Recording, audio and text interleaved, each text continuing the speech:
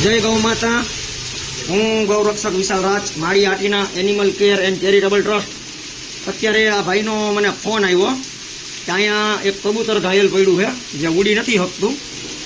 એટલે આ ભાઈ અહીંયા હાંચ્યું કબૂતરને, તાત્કાલિક મને જાણ કરી. ક્યાં હતું ભાઈ? હા, બરાબર.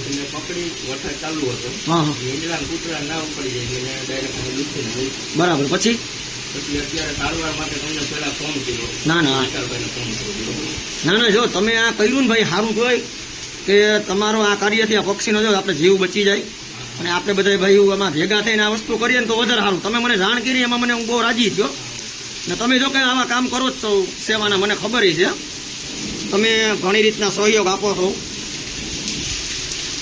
અમારા હાર્દિકભાઈ રાઠોડ, અત્યારે આ ધોમ વરસાદ છે એટલે હાર્દિકભાઈને મેં તાત્કાલિક રેકડીએથી બોલાવ્યા. હાર્દિકભાઈ તમે હાલો આ કાર્યમાં ભેગા, ફૂલ વરસાદ ચાલુ છે. અત્યારે અમે બે અમારી શાકભાજીની રેકડી મૂકીને આવ્યા છીએ. બસ સાફ કરી નાખો એટલે હું પૈલરું હોય ને, ઠંડી મંડી ચડી હોય ને, થોડુંક બિચારાને રાહત મળી જાય.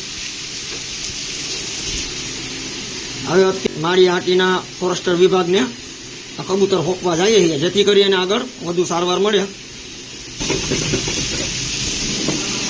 મોટું કરી નાખ્યું હોય. બસ ભાઈ અંદર બંધ કરી નાખ્યું.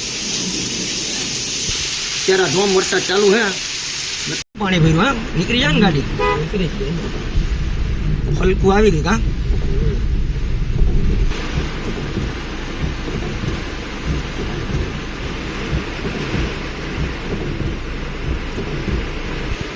અત્યારે અહીંયા ફોરેસ્ટર ઓફિસે આ કબૂતરને લઈ આવ્યા છીએ.